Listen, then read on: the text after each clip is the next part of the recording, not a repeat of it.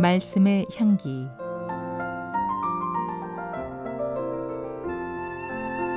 오늘은 경기도 김포시 믿음의 교회 신형섭 목사입니다.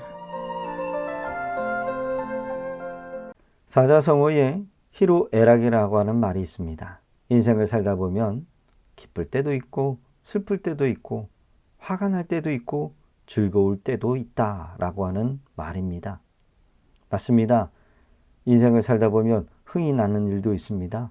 그래서 혼자 이 기쁨을 감출 수가 없어서 자랑하고 싶을 때가 있습니다. 소위 인생이 잘 나갈 때, 하나님의 복과 기적을 경험할 때, 성공이 우리에게 손짓할 때 우리는 노래 부르고 춤추고 싶어 합니다. 그런데 때론 이해할 수 없는 일들이 인생 가운데 있을 때가 있습니다. 고통이 우리의 기대와 상관없이 삶에 엄습할 때가 있습니다. 이스라엘 백성들이 홍해를 건너고 애굽왕 바로의 군대가 홍해 안에서 완전히 수장되었을 때 이스라엘 사람들이 하나님을 향하여 찬양하고 노래하고 춤을 췄습니다. 그러나 이 노래와 춤은 그리 오래가지 않았습니다. 홍해를 건너고 사막이 시작이 되면서 마실 물이 없는 갈증으로 괴롭게 되자 춤추었던 상황이 그만 역전이 되고 만 것입니다. 이들은 하나님과 지도자를 향하여 원망을 토해냈습니다.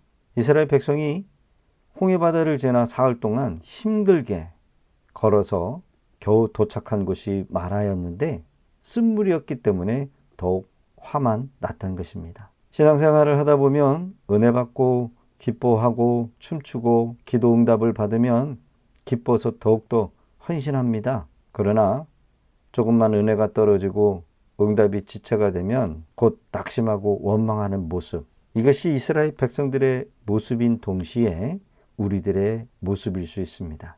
성도님들도 정말 말할 수 없는 고통 가운데 계신 분들이 계시지요. 사업의 실패, 질병으로 인한 고통, 물질과 빛으로 인해 생긴 고통, 마음의 상처로 인해 불면증과 우울증, 대인관계의 어려움, 자녀들의 아픔을 바라보면서 막막함 속에서 고통 가운데 계신 분들이 계십니다. 왜 하나님은 사랑하는 자녀들에게 고통을 허락하시는 것일까요?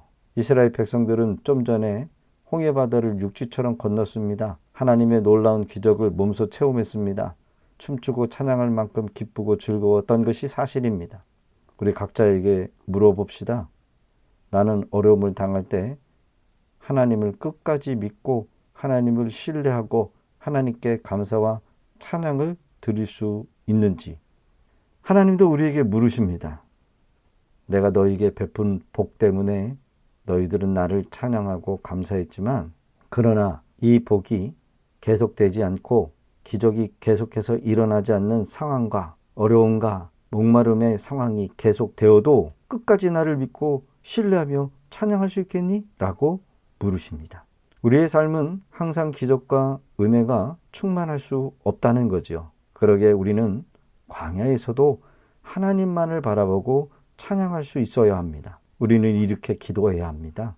하나님, 제가 어떠한 상황과 환경 속에서도 하나님 범사에 감사하게 하옵소서. 하나님을 끝까지 신뢰할 때 고통이, 원망이 다시 하나님의 일하심으로 바뀌어지는 것을 경험하게 될 것입니다.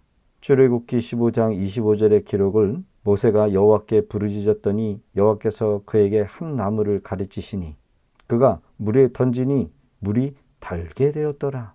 지도자 모세가 여호와께 부르짖었더니 즉 기도할 때 하나님의 간섭하심으로 쓴물이 단물이 되었습니다. 우리 인생의 문제에 하나님께서 간섭하시기만 하면 쓴물과 같은 사건들이 단물로 바뀌어지는 일들이 많습니다.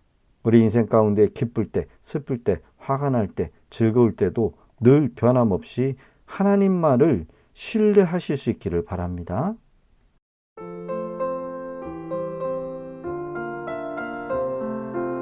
말씀의 향기. 경기도 김포시 믿음의 교회 신형섭 목사였습니다.